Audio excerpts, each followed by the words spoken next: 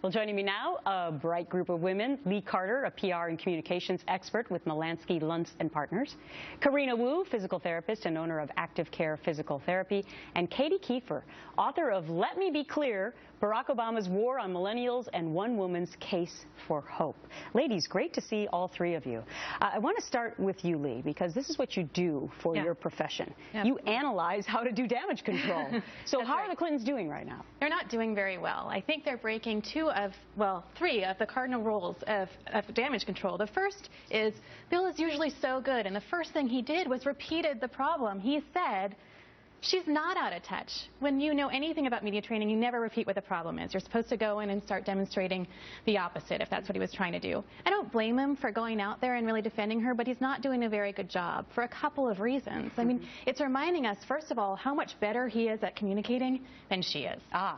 I mean, he's way more likable. He's way more natural. He got out there and said, look, we like to go to the grocery store. We're so grateful for our success. What if she had started out there and said, you know what, I'm so thankful for all the opportunities that I've had. And the reason I'm running is that I want more people to have the economic opportunities we had. Or not bring it up at all, because quite technically, she's the one who started this whole thing. She wasn't even asked the question. Karena, where do you fall in all this? Well, first of all, thanks for having me back. But secondly, I have to say that I do have some strong views on all parties involved, being that I went to high school with Monica Lewinsky. Wow. So she made a significant impact into those Clintons, right? But where I fall is they're not doing a great job on the damage control.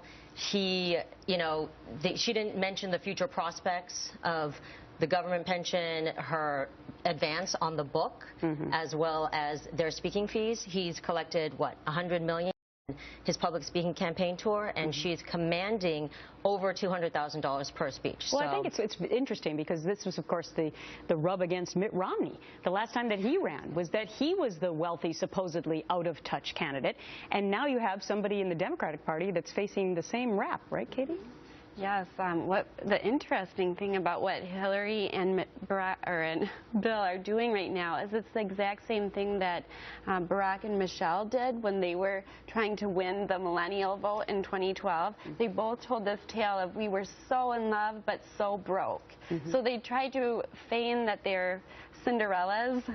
They had these populist tales, but the interesting thing, as you just pointed out, is that they used the free market system. They used capitalism to get to where they were. Although she said that she worked hard, she was implying that other people who are rich maybe hadn't worked as hard. Maybe that was also a knock on Mitt Romney. I'm not sure, but it could have been. You can't discount the fact that it takes a lot of work. We've watched so many presidents go gray, within the first year in term, and of course, you're running a nation, so that's a lot of work. Yes, did they get paid well for it? Yes. Politically, do you get paid well as a politician? No, but the prestige afterwards. But isn't the most important thing that you relate to the voter? You know, it really is. I mean, being relatable isn't just about being likable. We can say that all we want. It's really about trusting you. It's really about saying, I trust you to do the right thing by me, and people don't trust someone they can't relate to. And I did a focus group with a bunch of women right after this happened. It was so fascinating to see their response. They were so upset. They wanted Hillary to be likable. They wanted to trust her. They want a woman that gets them. They saw it got them so upset, not just because of what she said being so out of touch about being broke, but also she said something that was really interesting. She said, we had no money when we got there.